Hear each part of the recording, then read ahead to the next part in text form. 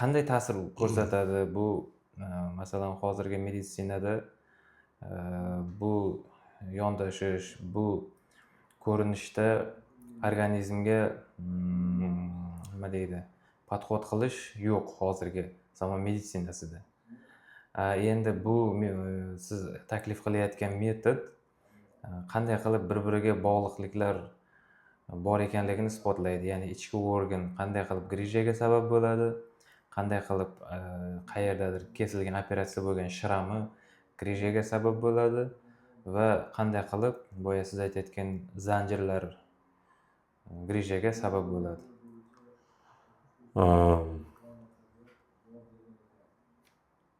Ya'ni reseptorlarni biza sanab o'tdik. Ya'ni ma'lum organ bilan bog'liq bo'lgan teridagi maxsus zona shu organni ishlashiga ta'sir qilishini biz zaharingeda zonalari deymiz. Ya'ni bu zonalarga yana bitta aytib o'tishimiz kerak bo'lgan yana bir gapni aytadigan bo'lsak, shu zonalarga massaj qilish orqali ham ichki organlarni faoliyatini aktivlashtirish mumkin. Ya'ni shu zonalarga zuluk qo'yishadi. Shu zonalarda bankalar qo'yishadi. Xullas shu sohalar bo'yicha ishlash bu boshqa yo'nalishlarda yo'lga qo'yilgan. Zaharingeda bo'yicha, ishlash bo'yicha. Endi mushak zanjirlarini o'sha Thomas Myers amerikalik olim bu bog'liqligini kashf qilgan. Ya'ni qaysidir mana shu zanjirda bo'lgan mushakni bo'shligi butun mushak zanjirida bo'shlikni keltirib chiqaradi. Bu narsani kinesiologik usulda har bitta mushakni kelib chiqqan sababini, ya'ni tonus pastligi yoki bu yerda nimaga muammo borligini topib yo'qotish usullari kinesiologiyada bor va buni tajribada ko'p ko'rib ko'ramiz. Buni o'sha boyagi aytganimizdek, nima u mushakni bo'shashishiga olib kelgan degan savol qo'yiladi.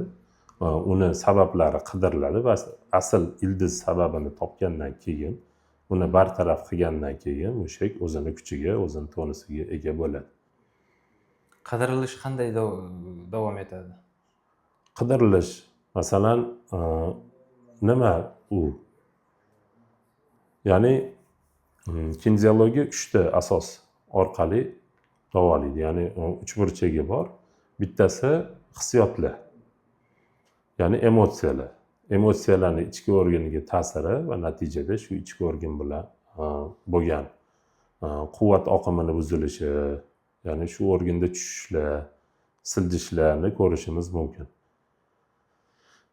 Buni Xitoy meditsinasida ham, ya'ni Usin sistemasida har bitta organni o'zini hissiyoti bor deb hisoblanadi. Masalan, g'amginlik, xavotir taloq meridianini buzadi. Va unga tegishli bo'lgan mushaklarni ham tonusi tushishiga sabab bo'ladi. Grijaga keladigan bo'lsak, o'sha buyraklar bilan bog'liq dedik, katta mushakni. Ya'ni buyraklar bilan bog'liq bo'lgan mushak u qo'rquv hissiyoti bilan bog'liq. Qo'rquvi ko'p odam, fobiyalarda yashagan odam bu kasallikligi juda moyil bo'ladi, ya'ni buyrak bilan kelib chiqadigan kasallikligi. Uni emotsiyasi shu. Yani keyingisi endi mushaklardagi o'sha har xil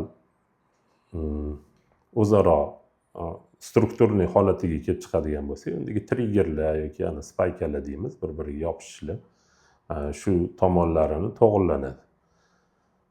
Yana bitta tomoni biokimiya tomoni. Biokimiya tomoni bu o'sha shamollash, yallig'lanish, xullas mikrob, virus, bakteriya shular bilan bog'liq bo'ladi. Buni o'sha giyohlar orqali yoki boshqa preparatlar orqali to'g'irlanganda yana o'sha tanani to'g'ri ishlashi tiklanadi. Xo'p, tajribangizdan kelib chiqib bir-ikki misollar aytib bera olasizmi? Mana shu grijadan og'riq bilan kelganlarga. Endi grijadan og'riqlarni asosiy sababini aytdik. Yana boshqa bir yaqinda bo'lib o'tgan bir voqeani eslab o'tmoqchi edim. Ya'ni bir yosh qiz 15 yoshli yurganda oyoqda toyilib ketish bor. Biz uni tekshirganimizda qachondir yiqilgan tizza bilan. Tizzada ko'p reseptorlar shu yerda og'riq yoki achishish yoki bir kuchli zarbni unaqasi yiqilganda shu zarbni odam his qilgan. O'sha his qilishni vaqti bilan u og'riq pasayib o'tib ketgan, lekin bu yerda hamma reseptorlar vaqtida o'chmagan. Ya'ni bu yerda hali ham shu yiqilishi asorati bor degan bir informatsiya nerv sistemasiga kelib turibdi. Natijada nerv sistemasi bu atrofdagi, ya'ni tizza atrofidagi mushaklarni ko'pini tonusini pasaytirishga majbur bo'lgan. Endi shu reseptorlar noto'g'ri xabarligini biza o'sha kinesiologiyani o'sha PDTR yo'nalishi orqali yo'qotganimizda mushaklar tiklanganini ko'rdik. Va uni natijasida kelib chiqqan, masalan, bu yerda ehtiyot qilib tana noto'g'ri biomexanikani qurgan. U biomexanika natijasida organlardagi siljishlar yuzaga kelgan, tumurtqada qisilishlar yuzaga kelgan. Mana shularni ham yo'qotganimizdan keyin uni harakati yana ham yaxshilanib, yana ham tiklanib, yurishida o'zini normasiga kelganini biz guvohi bo'ldik. Tushunarli. Xo'p, sizga murojaat qilib, kelmoqchi bo'lganlarga qanday va'da bera olasiz? Endi kinesiologiya usuli bu butun dunyoda keng qo'llaniladi. G'arb davlatlarida, ya'ni rivojlangan davlatlarida bu hech qanaqa bir sehrgarlik va boshqa narsa emas. Bu tanani o'sha nerv sistemasi bilan gaplashish ilmi desak ham bo'ladi.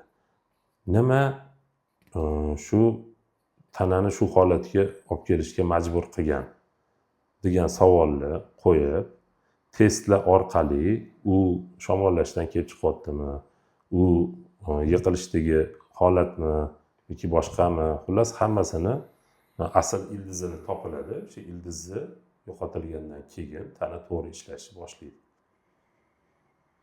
Va natijada odam shu o'zini oldingi sog'lom holatiga qaytadi. Qanchalik tez natija olsa bo'ladi? Endi natija u tanani qanchalik bu jarohat ko'tarib yurganiga qarab, ya'ni uzoq vaqt davomida bu narsa ancha oldin boshlangan bo'lsa, uzoq vaqt davom etgan bo'lsa, tana shu holatga moslashib biomexanikani qurishni boshlaydi va juda ko'p o'zini ketidan zanjir reaksiyasini olib kelib, ko'p asoratlarga olib keladi. Bu asoratlarni yo'qotish vaqt talab qiladi. Agar hali yangi, endi boshlangan davri bo'lsa, bitta ikkita seansda yaxshi bo'lib ketadi. Juda uzoq 30 yil, 20 yildan beri davom etib kelayotgan kasallar bor. Ular 4-5 seans, balki undan ham ko'proq, ozgina pauza bilan yana bir kurs o'tish tavsiya qilinadi. Shu bilan uni ancha normal holatga olib kelish mumkin, tanani ishlashini. Bu endi qanchalik kasallikni chuqur ildiz otganiga qarab bo'ladi. Tushunarli. Botir aka, mazmunli suhbatingiz uchun rahmat. Yana keyingi uchrashuvlarda ko'rishguncha xayr sog' bo'ling. Rahmat, salomat bo'ling.